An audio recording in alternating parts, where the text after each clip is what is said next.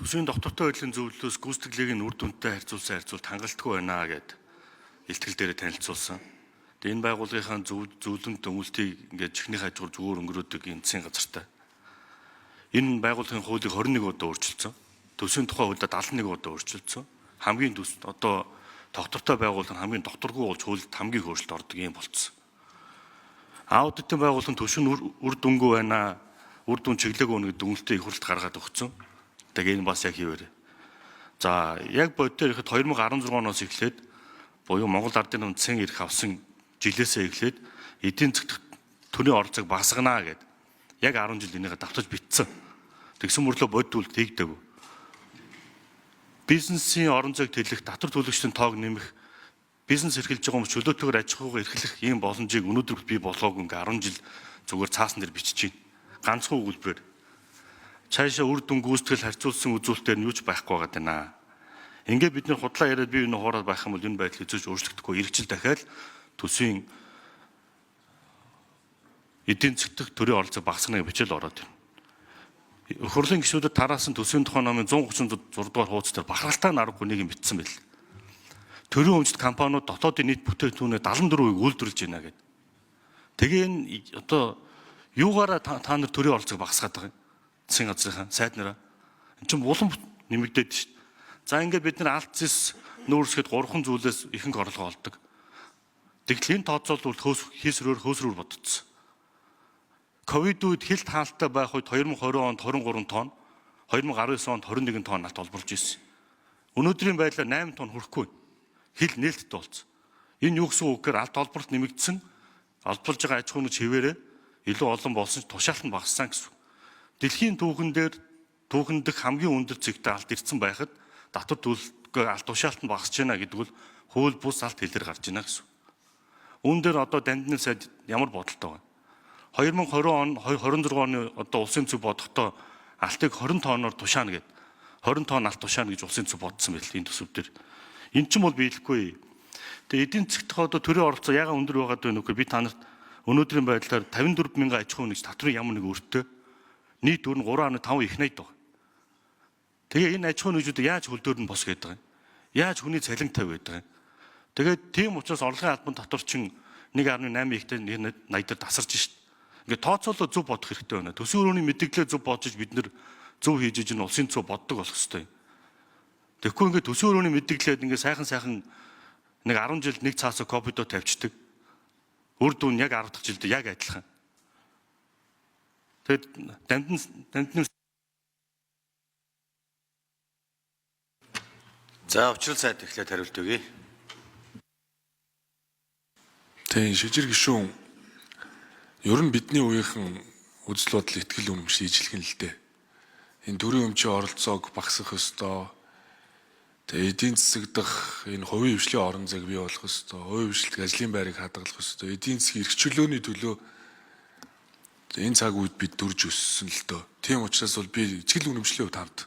Тийм учраас эдийн засгийн хөгжлийн сайд хийж байгаагаа хуваар энэ удаа төсвийн бодлогыг оруулж ирэхдээ эхлээд бодлогын хувьд одоо ингээ харахаар жишээ нь манай энэ тэнцвэржүүлсэн орлого нь дотоодын нийт бүтээгдэхүүний харьцаа хоёр нь баг 37%. Аюу өндөр. Энийг шатаралтаа буулгаад энэ жил бол 30%, 28 онд 28% хүртэл бууруулъя гэдэг 27 28 оны төсвийн төсөөл 26 оны төсөв үрийг оруулж ирсэн. Энэ юу вэ гэхээр энэ 28-37% орон зайд тэд татврын шинжилгээ хийгдэх ёстой. Хувийн хвшлийн орон зайг хадгалах ёстой. Одоо энэ сангийн амнаас энэ татврын багц хуулийг барьж байгаа тэр 4 их найдын ачаал үүрээд байгаа хууль чи энэ орон зайд хадгалагдах ёстой. Хоёрт бол төр хувийн хвшлийн түншлэлийн хуулийг төсөв дагуулж байсан. Нэгсдээ тэр олон төслийг төсвөд санхүүжүүлэх болох хэрэгтэй. Өөр санхүүжилтийн механизм олох хэрэгтэй. Хоёр тэр алдагдлыг зөвхөн хувийн хвшлээр ажил гүйцэтгэх зарчмаар шинэ ажлын байрыг бий болгох руу, шинэ технологи нэвтрүүлэх рүү зарахын тулд нэгэнд гадаадын зээлээр хийгдэх ажлуудыг илүү хувийн хвшлээр ажил гүйцэтгэх зарчмаар хийхин тулд нөгөө эдийн засгийн эрэлтийг дэмжих бодлогоор оруулж ирсэн. Хоёрт бол төсвийн орлого багасна гэдэг бол цаанаа татвар төлөгчдийн мөнгөө одоо татвараа багасгах бодлоготойгоо уялдуулж байгаа. Дээрээс нэр нөөтийн 2-ын 5 ч гэсэн цаанаа өөр бүртгүүлжүүлэх механизм л яваад. Далд эдийн засгийн сэргийг. Гуравт бол эдийн засгийн эрхчлөөний хуулийг одоо 3 хоногийн өмнө бол legal info дээр тавилаа. Ингээд эдийн засгийн эрхчлөөний хуулийг дагалдуулаад хөрөнгө оруулалт бизнесийн орчинд саад тутгаар учруулж байгаа. Үндэсний аюулгүй байдал, нийтийн ашиг сонирхлоос бусад тохиолдолд хувийн хэмжлийн эрх зүйн байдлыг дордуулсан. Үйл ажиллагааг нь хоригдсон ямар ч хууль дүрм журам захиргааны хэм хэмжээний акт гарахыг хуулиар бүхэлд нь хориглож байна.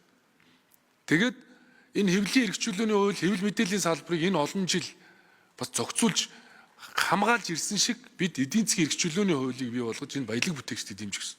Үүний хүрээнд AI дээр энэ эдийн засгийн эрхчлөөг хөндөд байгаа бүх хуулиудын шүүлт хийхэд 200 орчим хууль гарч. Ингээд энэ эдийн засгийн эрхчлөөний хуулийг дагалдуулаад хөрөнгө оруулалтын хууль олон жил бид ярьлаа, одоо баталж гаргая. Хөрөнгө оруулалтын хууль түүнийг дагсан одоо 10 гаруй хуулийн өөрчлөлт, дээрэс нь зөвшөөрөл мэдэгдлийн хууль гээд нийтдээ эдийн засгийн эрхчлөөний хууль түүнийг дагсан 110 хуулийн өөрчлөлтийг legal info дээр тавьсан. Тэгээ энэ бол аль нам засгалгаас үл хамааран энэ хуулийг хийгээд авах нь бидний хувьд бол чухал юм байл. Тэгээ ардчсан намын бүлгийн дарга бас ийм одоо хуулийн концепц одоо бас боловсруулсан гэд ярьж ирсэнтэй. Бид нар энийг улс төрчгүйгээр хамтдаа энэ эдийн засгийн эрхчлөөний хуулийг гаргаад төрийн оролцоог хөмөх хэрэгтэй. Тэгээ өмнө нь тэр төрийн өмч компани бүтээн засаг ил тод байдлыг сайжруулах хуулийг их хурлд оруулсан байна. Тэр хуулийг батлах хэрэгтэй. Ингээд түүний дараа засгийн газраас баримтлах чиглэлийг засгийн газрыг шахаад их хурлын гишүүд мэдээж одоо хуулийнхаа хүрээнд шахаад бид нар бол хурдан хугацаанд ажиллаад оруулж ирээд татан буулгаж нэгтгэж өөрчилж листэд болгохын болгож одоо нэг мөр нэг талтаа гарах хэрэгтэй л гэж ийм л байр суурьтай. За. Нэмэлт хариулт. За, Дамжин Нэмцайд. За алт тушаалтын өнөөгийн нөхцөл байдал бол одоо шижрэг шүнтэй бас энэ төрийн өмчийн оролцоотой холбоотой асуудал санал нэг байгаа юм. Хамаг сайн том лицензүүдийг төрийн өмчийн компаниудаар тогтоол гаргаж байгаад өгүүлээд ингээд одоо тэгэл олборлолт явуулдаг. Тэгээ хувийн хвшлийнхэнд өгмөр байгаа. Тэгээ зардалтай холбоотой асуудлууд дээр нь бөөн хилэн болоод ингээд яваад байгаа. Одоо ч гэсэн надаас бол лиценз нэхэл явж байна. Би бол өмнө нь авсан лицензүүдээр хийсэн хайгуу судалгааныхаа ажлын үр дүн хөрөнгө оруулалт та нарыг яаж хийх гээд байгаа юм гэдгийг харуулаа. Сорчиж олборлоод яваад байна. Энэ буруу. Уулын ажлын төлөвлөгөөгөө дагахгүй байна. Бага үедээ төсвийн орлого мундаг сайн хийсэн нэр зүгүүд байхаа болооч гэдэг ийм барь суртал явж байгаа. Алтан дээр бол одоо бас одоогийн байдлаар бол 49% гүйцэтгэлтэй байна. За энэ дээр бол гол асуудал сая би энэ алт тогтоол оруулж ирсэн алт аянийг дэмжих тухай тогтоол өнгөрсөн хаврын чуулганаар улсын хурлд